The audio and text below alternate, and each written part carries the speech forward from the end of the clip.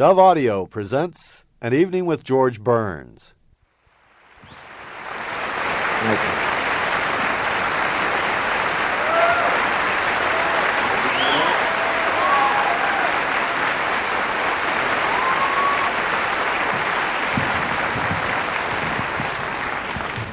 Thank you very much. I don't know what I'm doing up here. I got a seat in the front row. You know, ladies and gentlemen, and fans of my closest friend, I want to ask you something. Wouldn't you think that as long as I was kind enough,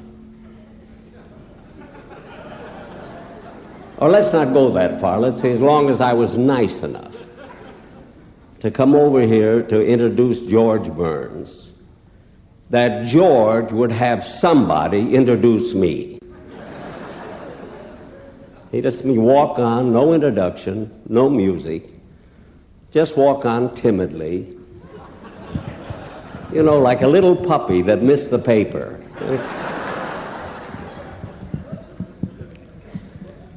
Now, George, this is the second time, of course, that George has done this show. He did it in New York City, and he wanted me to fly to New York to introduce him. He said he was nervous in New York. He wouldn't go on if I weren't there to introduce him. So I told him I'd go, and he said to me, he said, I'll tell you what, Jack, if you come to New York and introduce me, he said, I'll tell you what I'll do. I'll pay all of your expenses from Los Angeles to New York and back. I'll pay your hotel bill. It won't cost you a dime. So then I got real angry, and I says, George, look, I've been in show business as long as you have, or longer, and I've saved my money. I'm richer than you are. I don't need you to introduce me. You don't have to spend that money. So he said to me, well, Jack, I'd feel better if you let me pay your expenses. So I said, well, if your health is involved, all right.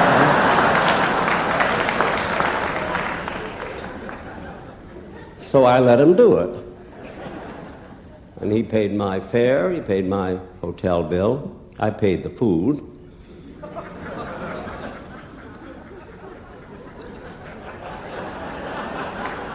If I remember correctly, I paid everything. Well, anyway, I'm going to introduce, really, I've always said my you know, when he played the Philharmonic, it seemed almost sacrilegious for a fellow like George Burns to be appearing at a place like the Philharmonic. And I told him that, I said, George, you can't even spell Philharmonic. He says to me, are you kidding? I said, all right, spell it. And he started out, F-I-L. I said, forget it. He said, wait a minute, I'm not through yet. Well, anyway, ladies and gentlemen, I'm very, very happy and very proud to be here tonight. To be able to introduce a fella that I think is one of the great, great entertainers that we have in America. And I'm very happy and proud to say that he is my closest friend.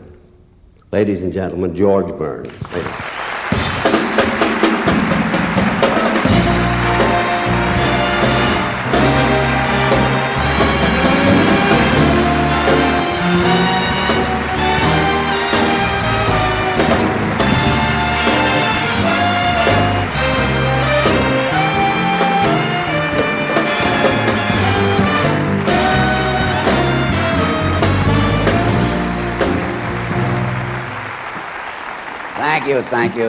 Thank you very much.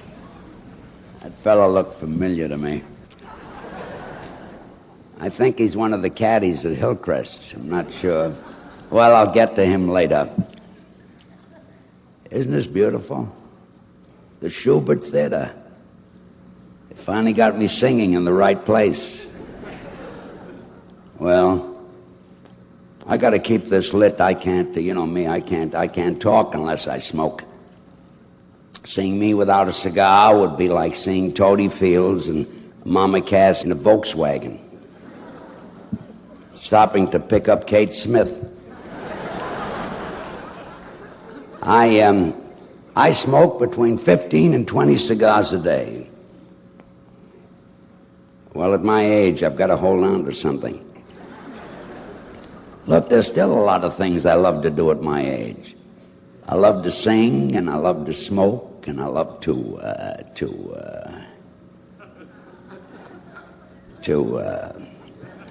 well, I used to love to, and even when I was able to, I always enjoyed singing and smoking more than I did. I was never crazy about. When I was young, the only thing I wanted to get into was show business. I was always afraid that if I did a lot of I could hurt myself and never win another Charleston contest. It was always so embarrassing for me I was always so embarrassed. Even to this day, whenever I put my cigar into my holder, I close my eyes.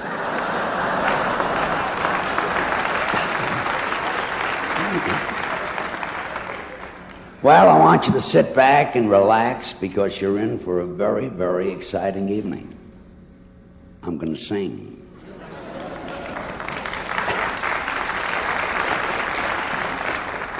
Eight songs, and if you like them, I'll sing 9. And if you don't like them, I'll sing 38. All ballads. And I'll sing them slow and sustain the last notes. Let's see, I've got so many great songs, I don't know which one to open with.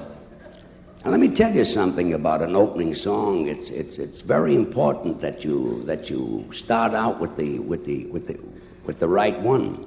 I know because I'm an old vaudeville actor. If you start out with the right song, you've got a great opening. And in show business, all you need is a great opening and a great finish. I found out if I've got a great opening and a great finish, I don't have to apologize for all this dull stuff that I do in the middle. Sometimes my opening song is so great that people think it's my finish. Sometimes it is. Okay, Perry, Red Rose Rag. Down in the garden where the red roses grow, oh my, I want to go. Pluck me like a flower, cuddle me an hour, lovey, let me learn that red rose rag. Red leaves are falling in that rosy romance. Bees hum, come, now's your chance. Don't go hunting possums, mingle with the blossoms in the flowery, bowery dance. Oh, honeymoon, shine on in June. Hear me croon this lovely tune. Hold it, hold it, hold it, hold it, hold it, hold it, hold it, hold it. That's a great song, but it's not an opening. It's not a great opening. When the evening sun is sinking. When the evening sun is sinking, I've been thinking of my little log cabin home. I was never meant for president, but you can bet I'll be content to stay there never again to roam. The house is not good looking, you'll enjoy the cooking. You'll eat my mother's apple pie. There is no wonderful architecture, see? Hold it.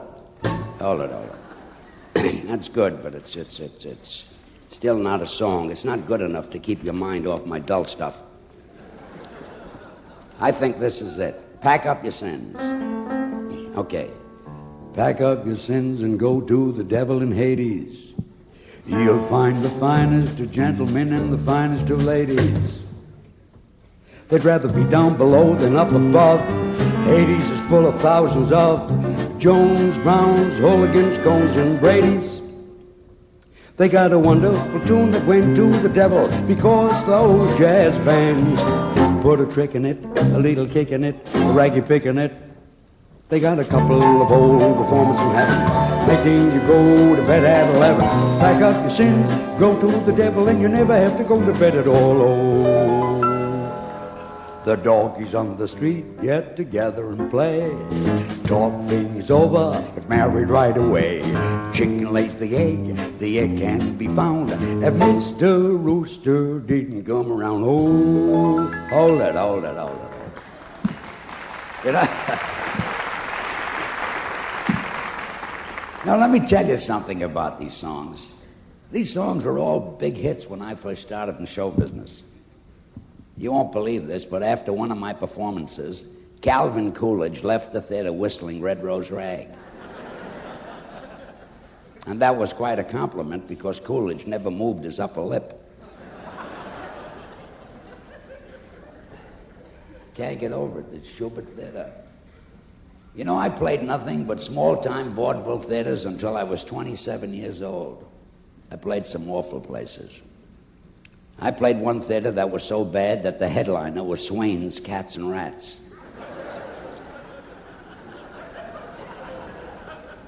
Things were kind of tough, but kids nowadays, they got it made. They with records and with television, they get to be stars overnight. I know because I started a few kids, like Bobby Darin and Ann Margaret and Bobby Rydell and let me tell you a little story about Ann Margaret. She came into my office. She was about 19 years old, and she says, "Mr. Burns," she says, "my name is Ann Margaret, and I understand that you're doing a show in Las Vegas, and I'd like to be on the show." I says, "Well, what do you do?" She says, "I'm a singer." I said, "Let me hear you sing a song." She sang a song. She was great, so I took her, and she got to be a star overnight. I sent for her 6 months later. I says, "Annie, how about playing Vegas?" She said, "Let me hear you sing a song." I sang a song, and she took me.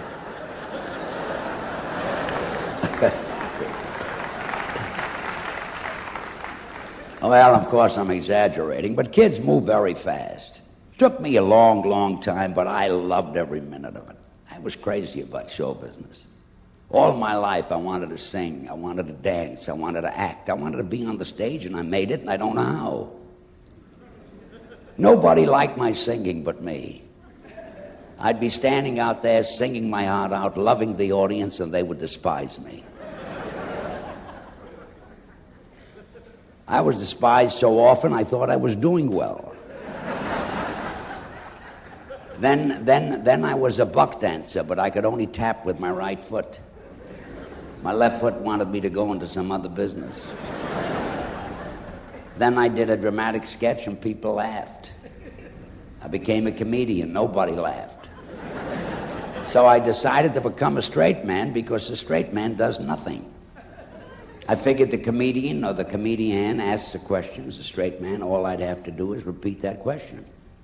I repeat the question, they do the punchline, they get a laugh, and I'm in show business.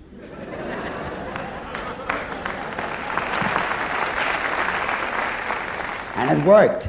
I remember when I was 19 years old, I met this beautiful little girl. Her name was Lily Lamont. I asked her to do an act with me, and she invited me up to her apartment.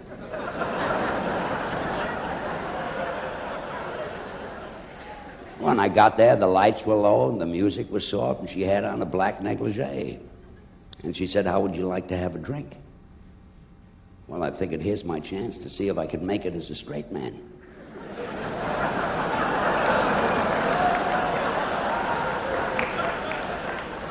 So I repeated the question. I says, "How would you like to have a drink?" And she had one. Then she said, "Would you care for another one?" And I repeated, "Would you care for another one?" And she had another one, and after 5 or 6 drinks, she got stoned. And she says, "Let's go into the bedroom." And I said, "Let's go into the bedroom." And when we were in bed, she says, "Aren't you going to turn out the lights?" And I says, "Aren't you going to turn out the lights?" And she turned out the lights, and I went home.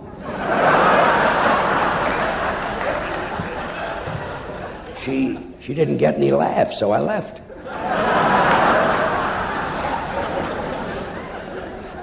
That girl pretty near ruined my career. That was 57 years ago, and I still can't figure out what made that girl think she was funny. But in those days, I would do anything to stay in show business. I remember I did a single. My name was Harry Pierce. And my billing was Harry Pierce, a singer from Rhode Island and an act of Providence. Look, I figured as long as I was laying off, I might as well have classy billing. And somehow I was booked into the Gem Theater on Houston Street on the Lower East Side of New York. I got $15 for 3 days, $5 a day, and the contract had a no cancellation clause in it. And in those days, they could cancel you after the first performance. And after the matinee, the manager was waiting for me in the wings. He says, look, kid, he says, that act of yours can close my theater. You're booked here for 3 days for $15. Here's the $15 and go home. I says, not me. I'm booked for 3 days. I'm going to play the 3 days. He says, I'll give you $20. Go home. I says, no, all right. So you didn't like my first show. For my second show, I'll change my numbers. I'll open with Tiger Girl, and then I'll sing In the Heart of a Cherry. And for the finish, I'll do my big number. I'll be waiting for your bill when you come back from San Juan Hill.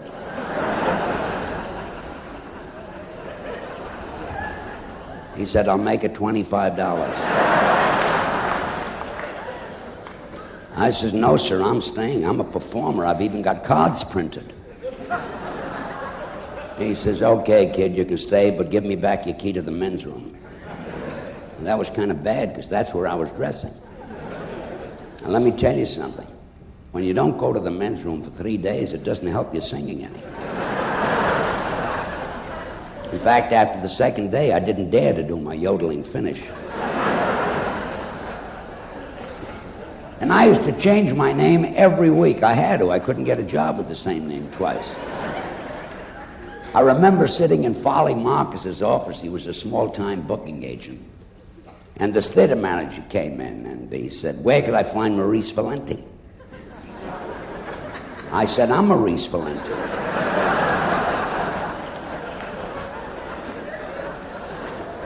I thought I was. And he gave me a contract to play the Myrtle Theater in Brooklyn, and it said Maurice Valenti and his Wonder Dog. So I signed it. I told you I'd do anything to stay in show business. When I got myself a piece of liver, I went out and caught myself a dog and went to the Myrtle Theater to do my act. I walked out on the stage with the dog under my arm, and I stood there and sang my songs.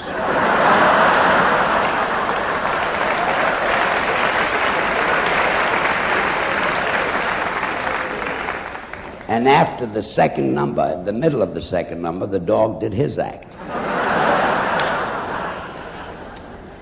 Twice.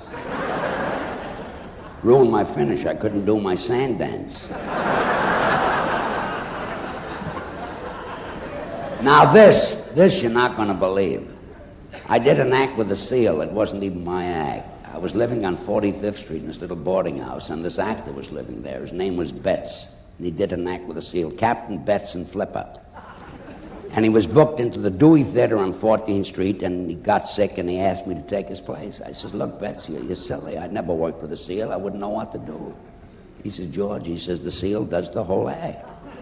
The curtain goes up, the seal is on a little platform, you're standing there with a ball in your hands and with your pockets full of fish. And you throw the ball to the seal, and the seal twirls the ball, he juggles the ball, he bounces the ball, and he flips it back to you, and you throw him a piece of fish, and he applauds with his flippers. Then he does 4 more tricks, and after each trick, you throw him a piece of fish, and again he applauds with his flippers.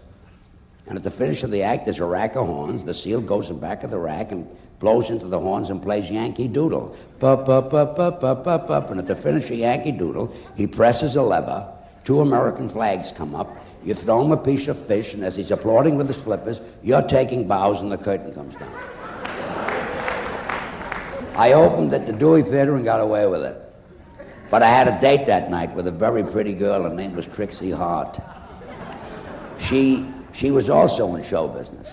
And I was ashamed to meet her, because after you do 4 shows with your pockets full of fish, you know, you don't smell too good. But I met her and she didn't notice it because she was doing an act with Fink's Mules. In fact, she complimented me on my aftershave lotion. Then I did a ballroom dancing act. Dunlap and Rosita. My name was Dunlap. And in those days, all ballroom dancing acts dressed alike. The girl wore an evening gown and the fellow wore a full dress suit. And my full dress suit cost me $22.50. I bought it in one of those upstairs stores. If you walked up a flight, you'd save $5. And the way the suit fitted me, it looked like I walked up a flight and fell down too. The vest had a little rubber loop at the bottom that you'd button onto the top button of your pants to hold the vest down. And after the first cleaning, the suit shrunk. And instead of holding the vest down, the loop pulled my pants up. I was the only ballroom dancer in the world who did a flat-footed waltz on his toes. I had to stay up there. When I got down on my heels, it would hurt me. And Rosita bought her dress in one of those rental places where they make a beautiful dress and they rent it out 50 times for $10 a night, and then 50 times for $5 a night, and for $2 a night, then they would sell it. And that's the dress she bought. It was a blue dress with long blue sleeves and had a very heavy gold lace skirt. And before Rosita went on the stage, she used to tie a little black velvet ribbon around her neck. And she tied it kind of tight because she was very, very skinny and she wanted her cheeks to puff out. But she tied it so tight it affected her hearing. And let me tell you something, when you're doing a dancing act and you can't hear the music, it's murder. And we did a pivoting finish. She'd put her arms around my neck and I would swing her in the air. And when we opened at the Colonial Theater in Altoona and went into this pivoting finish, this heavy gold lace skirt left the dress and flew into the audience. And when she took her arms from around my neck, her blue sleeve stayed there. Then her ribbon fell off and her cheeks fell in. And my rubber loop broke and I lost my pants.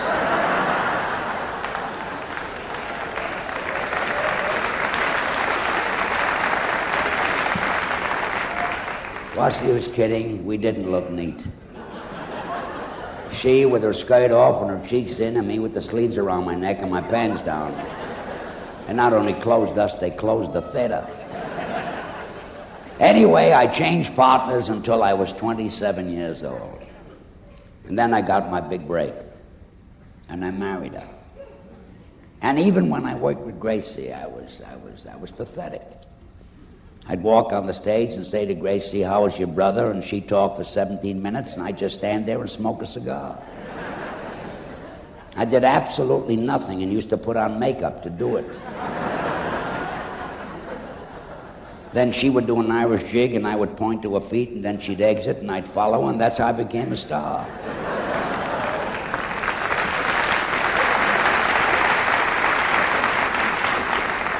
And believe me, it wasn't easy. Sometimes I forgot to follow her. I remember we played Oklahoma City, and the next day the newspapers came out.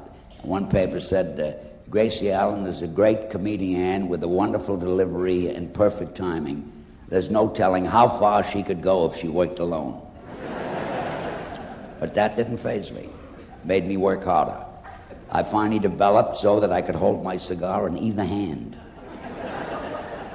Well, now I've got to find an opening song. My girl, there's going to be a festival this evening. There's going to be a festival this evening, a gathering of happy people there. There'll be noted individuals of prominent distinctiveness to permeate the social atmosphere. Everyone who's anyone will be there to honor my lovely fiancée. There'll be a grand ovation, special ostentation when the preacher gives the lovely bride a "Oh, oh, oh, my." Hold it. That would be a great opening song at the Pink Pussycat, but not here at the Schubert Theater. Wait a minute, what's the matter with me? I can open with a song out of my album. And I made an album. It was called A Musical Trip with George Burns. I made it 5 years ago. Sold one copy. My sister Goldie bought it. Played it once and made me buy it back. Anyway, here it is, Grizzly Bear.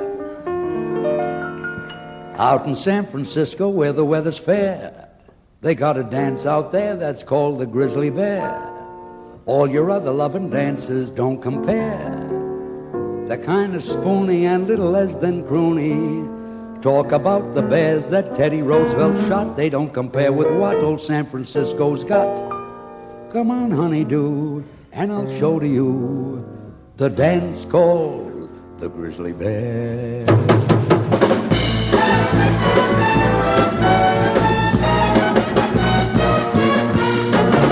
Cuddle close to your baby. Snap your shoulders to the ceiling. Lordy, lordy, what a feeling. Hug up close to your lady. Close your eyes and do some napping. Something nice is going to happen. Hug up close to your baby. Swing her everywhere. Show your darling beau just how to go to Buffalo. Oh, do the grizzly. Oh, the grizzly. Yeah, you do it. Oh, you do it. Oh, you do it. Oh, out. All right. Yeah, that's good.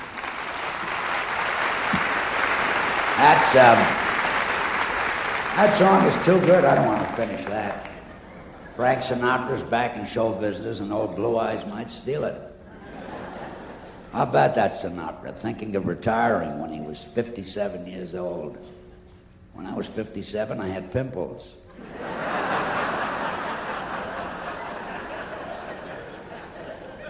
I'll never retire. In what other business can a man my age, 78 years old, walk out on the stage, smoke a cigar, tell a few jokes, sing a few songs, and use the same color lipstick that Dolores Del Rio uses?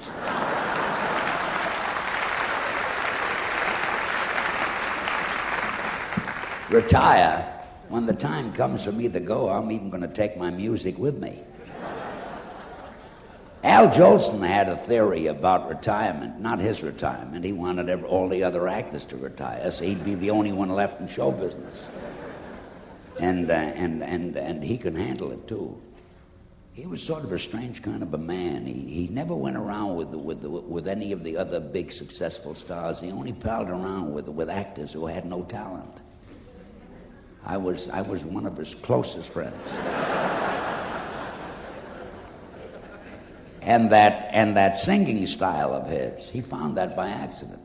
One night he was having dinner before the show at Lindy's restaurant. He had a double order of vegetables and sour cream, which consists of radishes, cucumbers, and onions. And that night at the theater, when he went into April showers, he got a stomachache. And he sang, "Though April showers,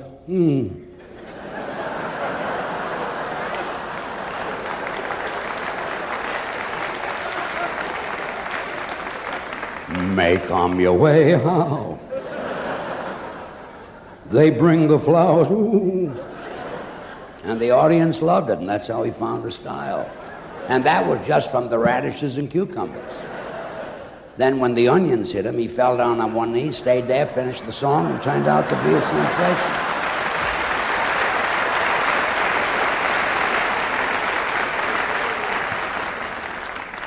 Here I am rambling about Jolson. I still haven't found an opening song. Look, here are two cute little songs. They're not opening songs, but you've been such a charming audience, I thought I'd throw this in for free. They're about 80 years old. They were written by a piano player called the Candy Kid. He used to work for a house of ill repute in San Francisco on the Barbary Coast. And late at night, when the girls got through working, they'd come down in the parlor, and he would sing them these songs. The reason I know these songs is my sister Goldie taught them to me. Okay? I guess I'll take the train back home. There's no more sights here left for me to see. I've wined and dined and gazed on bill of fares till mother's homemade pies look good to me. San Francisco is a grand old place. When I get back, I'll never, never roam. Tell those cable cars to wait and open up that golden gate. I'm going to take the train back home to San Francisco. I'm going to take the train back home to Powell and Market, to see the ferry building, to wave to Oakland, to eat at Fisherman's Wharf, to visit Sausalito. It took me so long to finish the song. I just missed the train back home.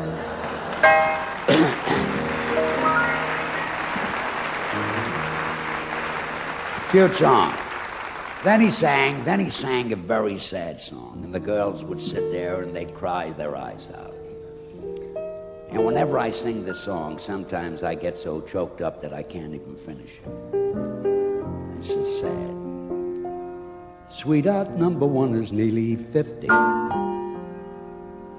while number two is 22 today. Number three came like a springtime flower, and she'll be 2 years old the 1st of May. My heart in its triangular devotion beats for the ones in life so dear to me. A mother, a wife, and a baby to share my life. That's sweetheart number one, two. There we go, I can't finish it.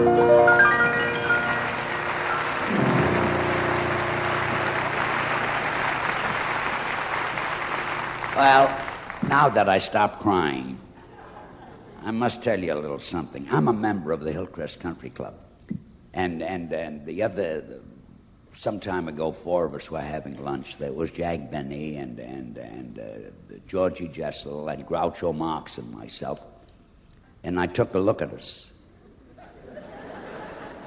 And believe me, we didn't look like the Brady Bunch. We looked more like Mission Impossible. And then Rudy Valley came over and joined us.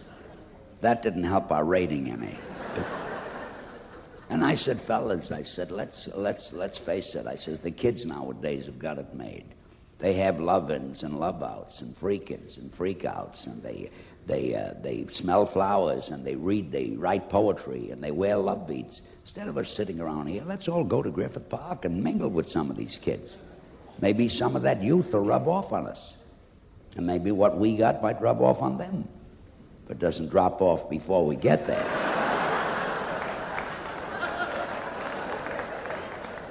I finally convinced them, and the 5 of us left for Griffith Park. And not to look conspicuous, we all wore sandals and wide leather belts and Indian headbands and love beads. Jessel wore his beads hanging down the back. He didn't want to cover up his medals.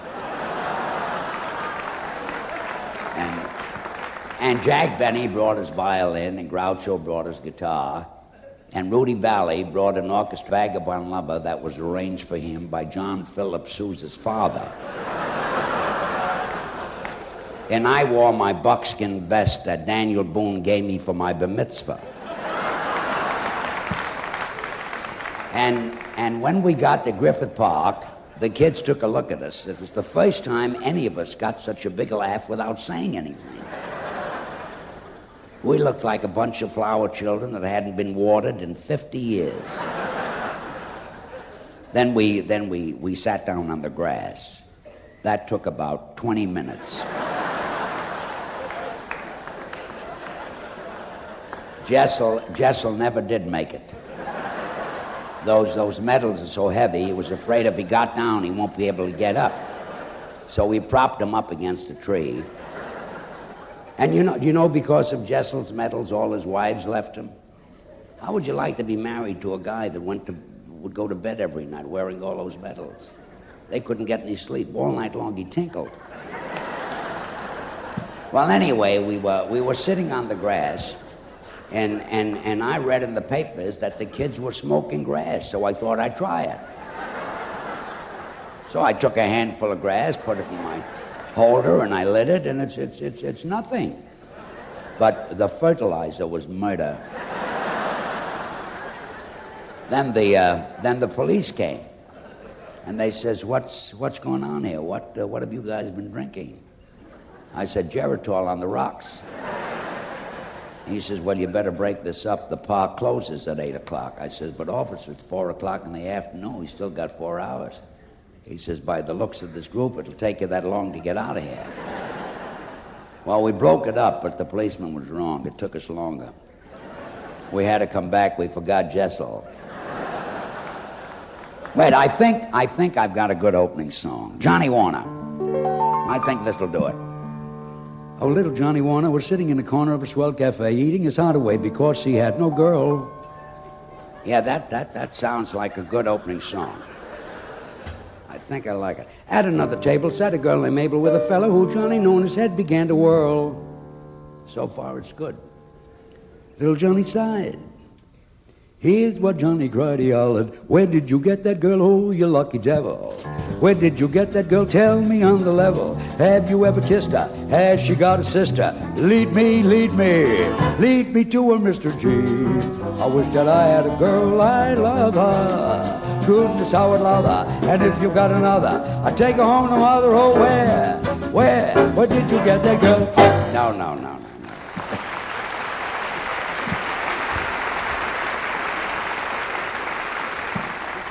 You know, I was born in New York City on the Lower East Side. I came from a very large family. We were 7 sisters and 5 brothers. That doesn't mean that my father was a great lover. It means that we were very, very poor. You see, we couldn't afford any coal or any wood. And in the wintertime, it was freezing at our house. And when you go to bed and you're that cold, anybody can be a great lover. We'd lived in California. I might have been the only son. Before the show, Jack and I were sitting in the dressing room, and I took a look at him, and he looks great. Look, I look good too.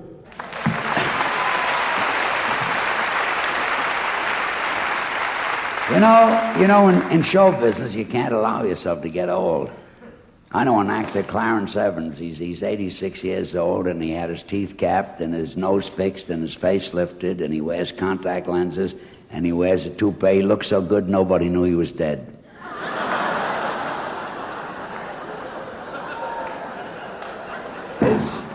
His wife still doesn't know it. In fact, she's suing him for divorce. You know, Jack and I have been very close friends for about... Wait a minute. This is great. This was written after World War I by Buddy De Silva, Irving Caesar, and George Gershwin.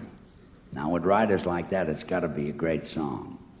And it's highly dramatic, so please pay attention. Perry?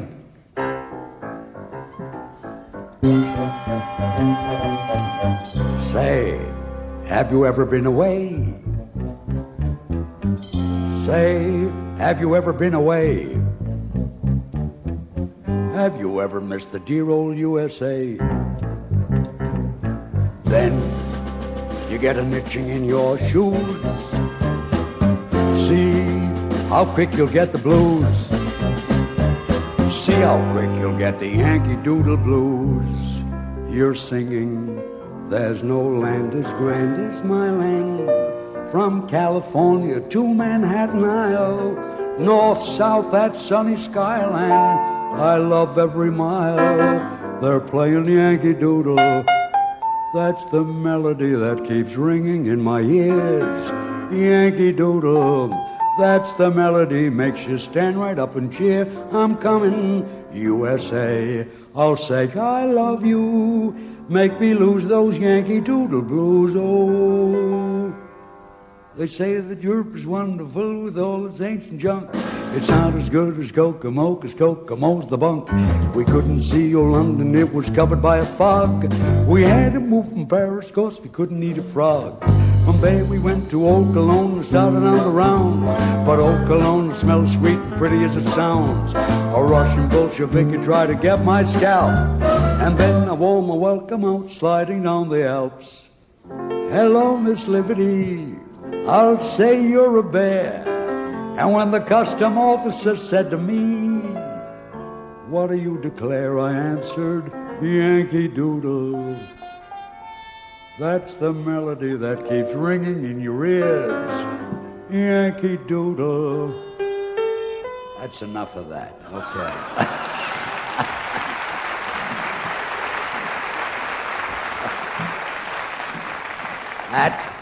That number is so good, I'm going to save it for my finish. Well, I got to finish. All I need is an opening now.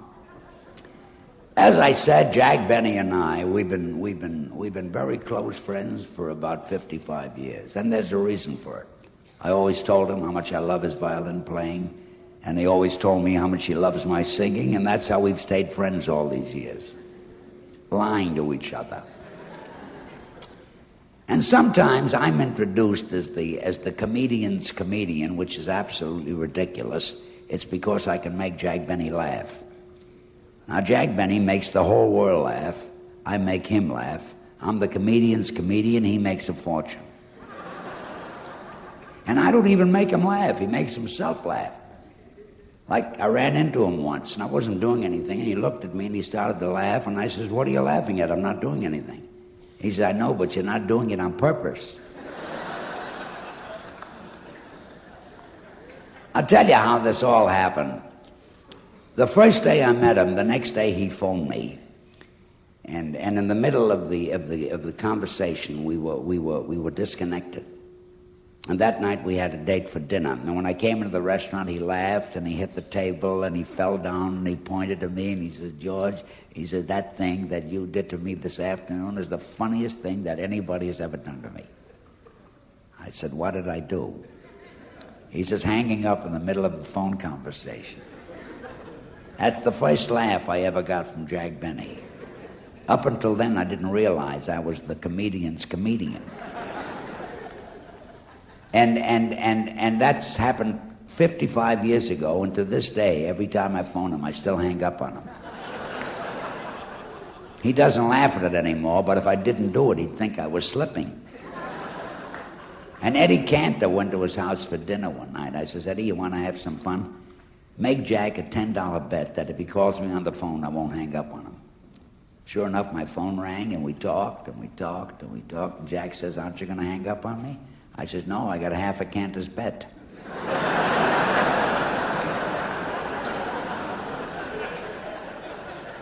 That he didn't laugh at. But the things that he laughs at, you won't believe this. We were at a party one night.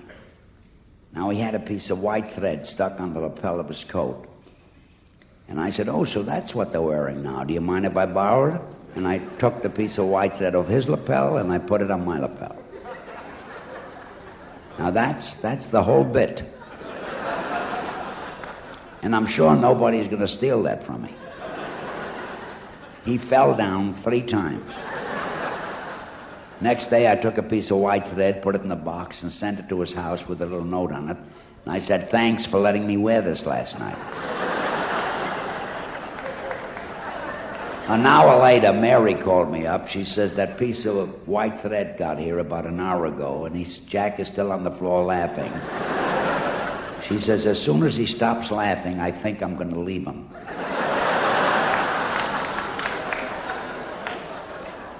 And then before we were married, we used to eat together every night, and eating with Jack is quite an experience. He never likes what he orders. He only likes what you order.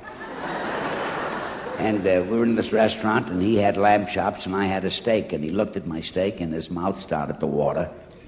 And he said, would you like a piece of my lamb chop? I said, no, then you'll want a piece of my steak. Fell down twice. And the next night, we're in the same restaurant. He said, your steak looked so good last night. It looks delicious. I'm going to order it tonight. I says, good, I'll have lamb chops. He looked at my lamb chops and his mouth started to water. He said, would you like a piece of the steak? I said, no, then you'll want a piece of my lamb chop. He only fell down once because he heard that joke before. Another night, he had roast beef and I had chicken. He looked at my chicken. I says, hold it. I says, you like chicken? He says, yeah. I says, you take my chicken and I'll take your roast beef. He looked at my roast beef and his mouth started to water. I didn't say anything because sometimes even a comedian's comedian gets tired of getting laughs. Then one night we were invited to Louis B. Mayer's house. He had a musicale to introduce his new singing star, Jeanette MacDonald. And Gracie and Mary and Jack and I went. And after dinner they had 2 rows of chairs around the piano. And when Jeanette MacDonald got up to sing her famous song, Indian Love Call, a hush fell over the room. And I leaned over to Jack and I whispered to him, I said, Jack, when this lovely lady starts to sing, it would be very rude if you were to laugh.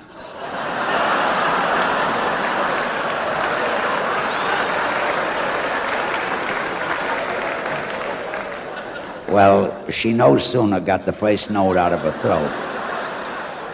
His shoulders shook, he laughed, he fell down, they had to carry him out of the room. So he not only ruined Jeanette MacDonald's song, but he ruined Louis B. Mayer's musicale. See, you see, I'm not the only one that made him laugh. Jeanette MacDonald used to make him laugh, too. Well, after all, you can't blame him. Indian Love Call is a very funny song. Here's a cute song. It's not an opening song. But if I ever find an opening song, this is going to be my second song. Perry, Monkey Rag. Way down in Africa, every evening in the bamboo trees, some chimpanzees, monkey banjos nightly would be strumming. They would be humming in his voice and buzzing bees. A big baboon had a band and was the best in monkey land, played ragtime grand. This big baboon was requested to compose a tune one night in June. Wrote a thing that's hunky and he called the thing the monkey and he gave it to the band to play. Oh, the night was a sight when the monkeys there began to swing and sway.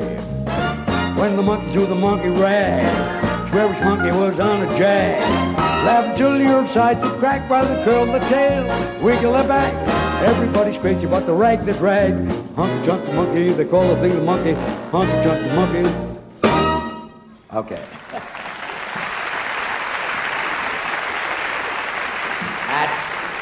That's going to be my second song.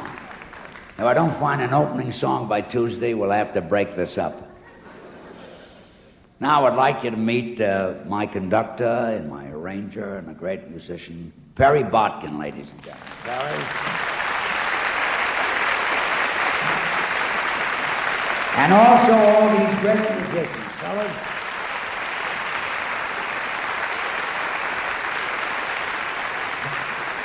And my piano player, Morty Jacobs. Morty.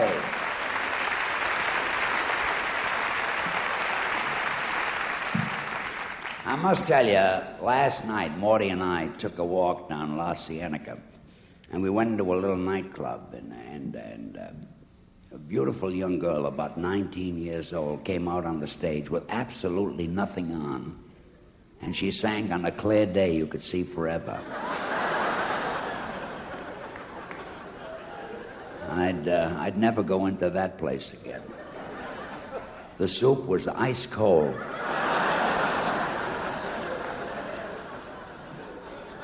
Nudity today is really something.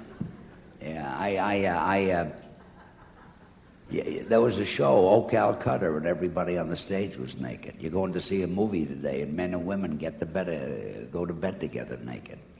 That's not my kind of show business. I'd catch cold if I smoked a cigar without a holder on it. If I got in bed with a naked girl, she better be able to sing harmony.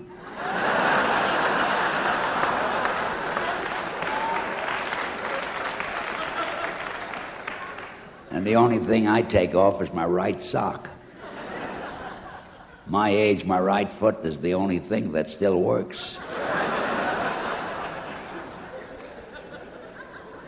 Let you in a little sad story. Last Monday, the big toe on my right foot stopped wiggling. It's kind of bad because that's the foot I dance with. I don't know why people are making such a fuss about nudity. There isn't a day goes by that all of us don't take our clothes off. When I get undressed to go to bed at night, am I supposed to stand in front of a mirror and applaud myself for 20 minutes? I think 15 minutes is plenty. And when I was young, it was different. I remember playing the Chicago Theater during the Chicago World's Fair. I was on the bill with Sally Rand, the fan dancer, and she was supposed to be very, very naughty. She did nothing. She came out with flesh-colored leotards, and then the stage on the lights were dark blue. You could hardly see her. And when she did the fan dance, the fans were so big they covered her completely. And that was it. In fact, she took sick one night. I took her place, and nobody knew the difference.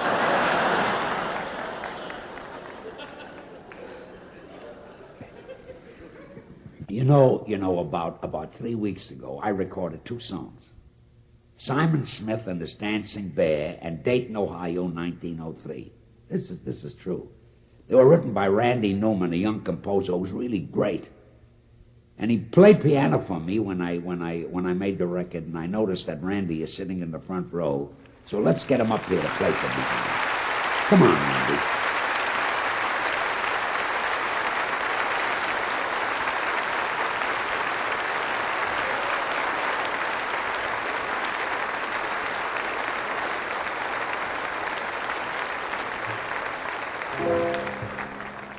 Let's sing a song of long ago, when things were green and moving slow, and people would stop to say hello, or they'd say hi to you.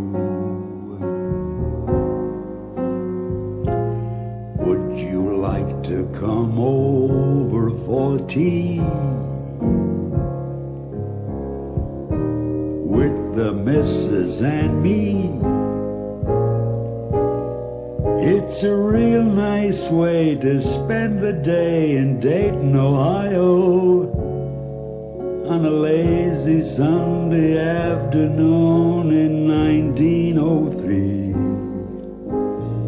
Let's sing a song of long ago, when things could grow and days flowed quietly. The air was clean and you could see,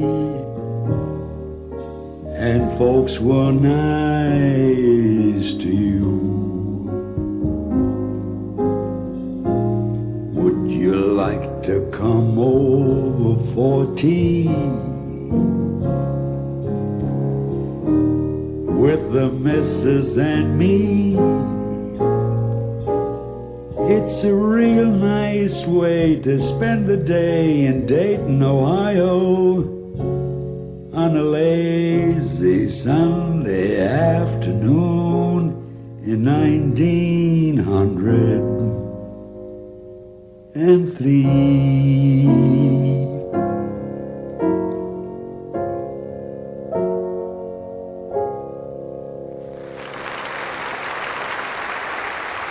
Isn't that a darling song?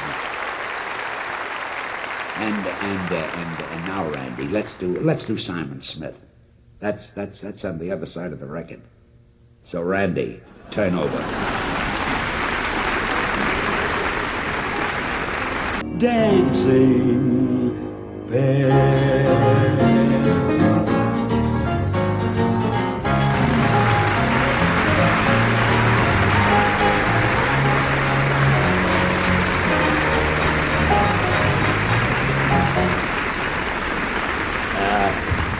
Thank you, Randy, for coming up here tonight. And to show my appreciation, anytime you want to date with my sister Goldie, I'll be glad to fix it for you. In fact, she'll pay you. Ladies and gentlemen, Randy Newman.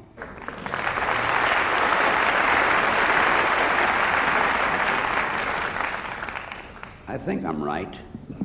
Right here I was supposed to do something with Alice Cooper.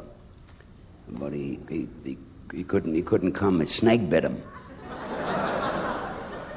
I know just how he feels because a lot of my partners bit me too.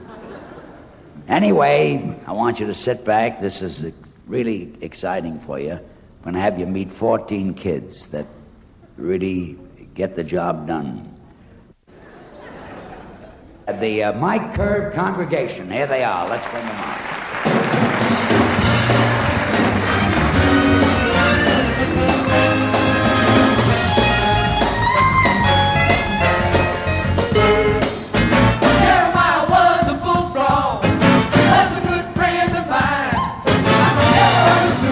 What he said, but I helped him with drinking his wine. Yes, he always has a mighty fine mind. Taking joy to the world, all the boys and girls. Joy to the fishes in the deep blue sea. Joy to you and me. Joy to the world, all the boys and girls. Joy to the world, joy to you and me. Joy to the world. All the boys and girls, joy to the fishes in the deep blue sea, joy to you and me, joy to the world. Talk about joy, joy to the fishes in the deep blue sea, joy, joy, joy, joy to you and me, joy to you and me, joy to you and me.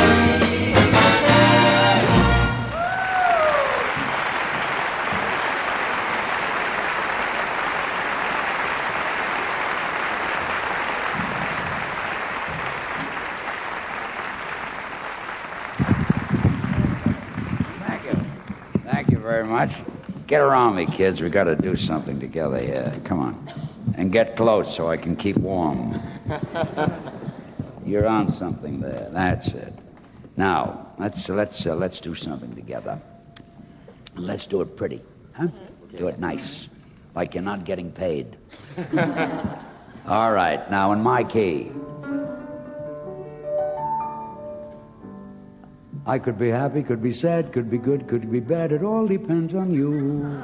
All depends on you. Could be humble, could be proud, could be lonesome in the crowd. It all depends on you. All depends on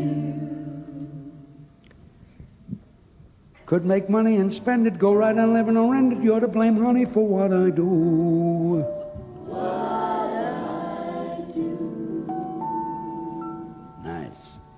Gonna stay in show business?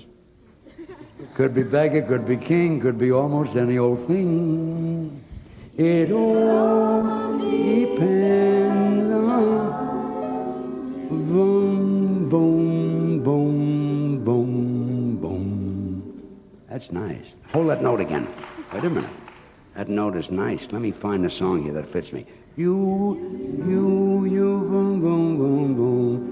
Boom, boom, boom, boom, boom. Jeremiah was a bullfrog, was a good friend of mine. Hold it. That's too fast. I'm not wearing anything. I can hurt myself. I want a song that fits me. Let's take you. I'll find something in a minute. Do. Take the sunrise, sprinkle it with dew. Look, kids, you know that I've got a lot of influence in show business. Yeah. How would all you kids like to be stars overnight? Okay, then hold on to that note and let me find a song. You made me love you. I didn't want to do it. Didn't want to do it.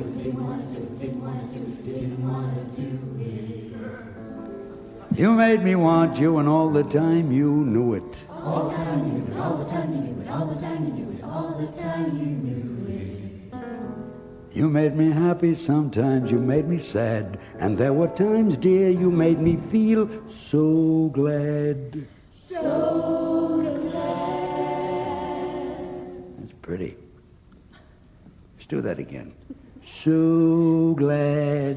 So glad. You made me cry for so glad. So glad. You made me cry for I didn't want to tell you. Didn't want to do it. Tell you. Do it. So glad. I want your love, that's true. Yes, I do. Indeed, I do. You know I do. Oh, dear man. You got. Oh, yeah.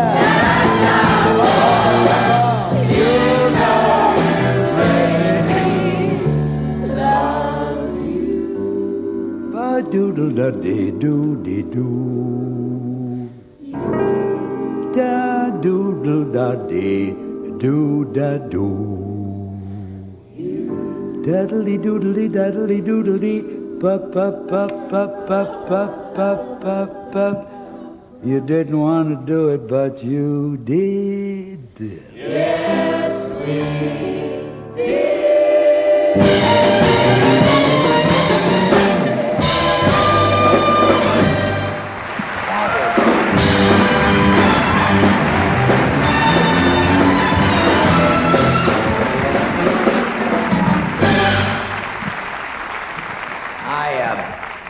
I enjoyed that. I enjoy everything. Well, most everything. I went to one party I didn't enjoy. It was my own fault. Everything I did that night was wrong. I went to Vincent Price's house. He had a very intimate party, about 400 people. Anytime you put 400 people into a room that can only hold 70, they got to be intimate. And Vincent took me around the house. He showed me. His walls are all covered with beautiful paintings. And he said, George, he says, isn't it exciting to see some of these great masterpieces? Well, exciting. He spoke to the wrong fellow. I know nothing about paintings. The only thing that excites me is if the soup is hot. But I didn't want to look stupid, so I pointed to one of the paintings. I said, that's a beautiful painting, and the artist who did that is going places. He says, he came and he went, that's a Michelangelo. I says, well, I'm sorry I missed him. When did he leave? Never said a word. He just stared at me for about 30 seconds, and then pulled open my breast pocket and poured his drink into it. Guess it was a bad martini. And I was sitting at a very nice table. I was sitting with Edie Adams, and there was the Jack Lemmons and the Walter Matthau's. And Groucho came over to the table and told Edie Adams that he dreamt about her last night and thanked her for an exciting evening and walked away.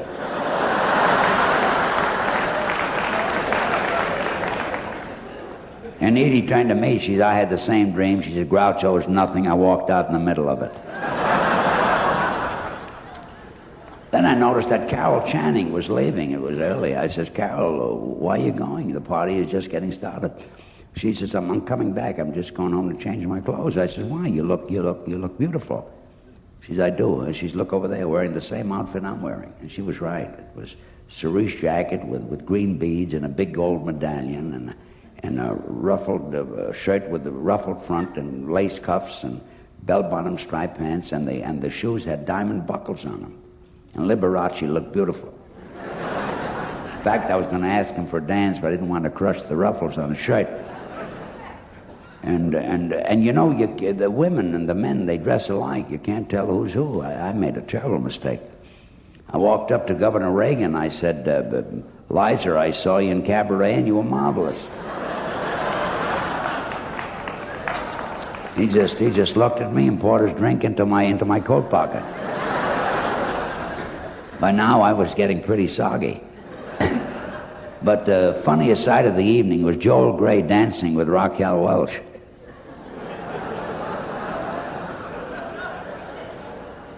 He looked like he had 3 heads.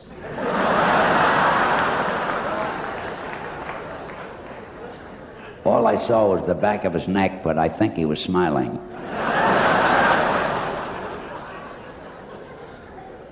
And she had to do the leading. I guess he couldn't see. He ran into the wall twice. And the orchestra was playing a wild rock number, and he was doing a waltz. I guess when he danced with her, he not only couldn't see, he couldn't hear.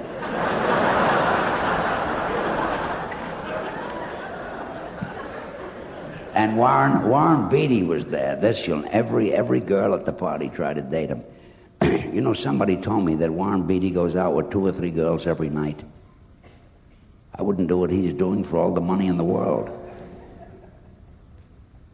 Well, come to think of it, I couldn't do what he's doing for all the money. I'm lucky if I can hold on to my electric toothbrush.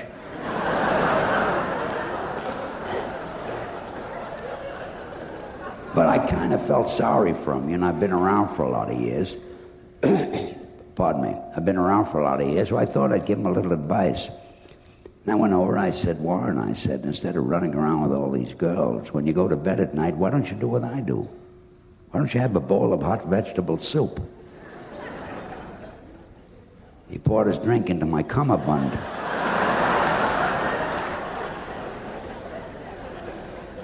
And when I danced with Zsa Zsa Gabor, I had to take very small steps because by now my pants were shrinking. After the dance, I said to Zsa Zsa, that's a beautiful ruby you've got in your belt buckle. It turned out to be the cherry from Warren Beatty's cocktail.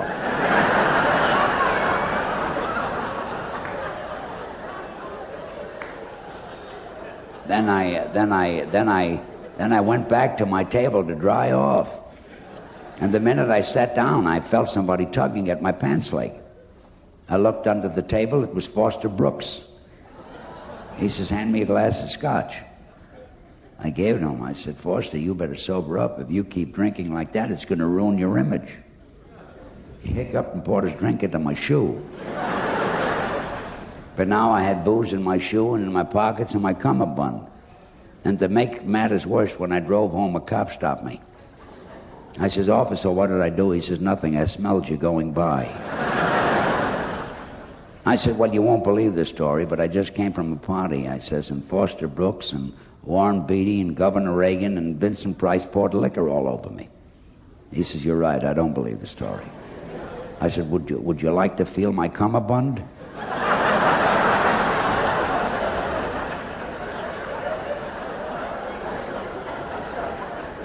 He said, wait a minute. He says, are you George Burns? I says, yeah. He says, my wife Millie is crazy about you. She watches you all the time on all the talk shows. She thinks you're great. She's practically in love with you. I said, well, thank you. I said, maybe she'd like my autograph. He said, she certainly would. Put it right here on this ticket. Well, that was my evening that night, and it wasn't the greatest. Wait a minute, hold on to your seats. Ladies and gentlemen, this is my opening song. Augustus J. McCann was a hempeck married man. He has been fighting with his wife since married life began. One night at 3:30, while out upon a spree, a motor knocked him down and out and nearly broke his knee.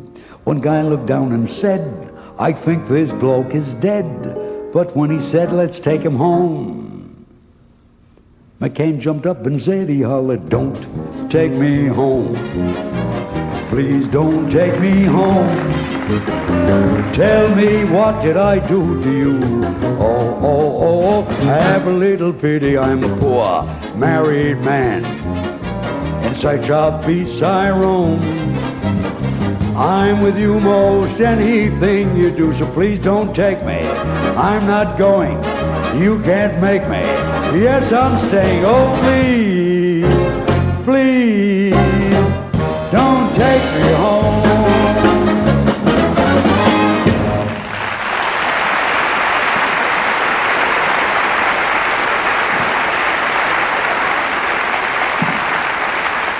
Thank you very much. Well, that was my opening song. In the beginning of the show, I told you in show business, all you need is a great opening and a great finish. Well, you just heard my great opening. And now, ladies and gentlemen, you're going to hear my great finish. I've had a marvelous time. You've been a charming audience. And thank you very, very much.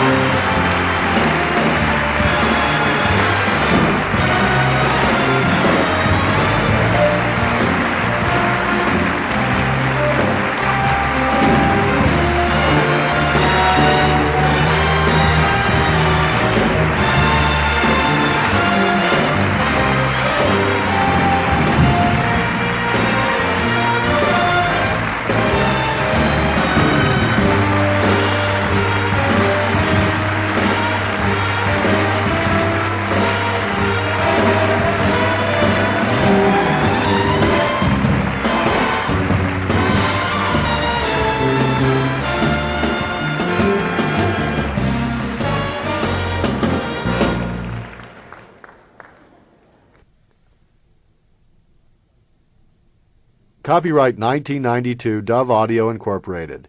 If you would like to receive a Dove audio catalog, please call 1-800-345-9945.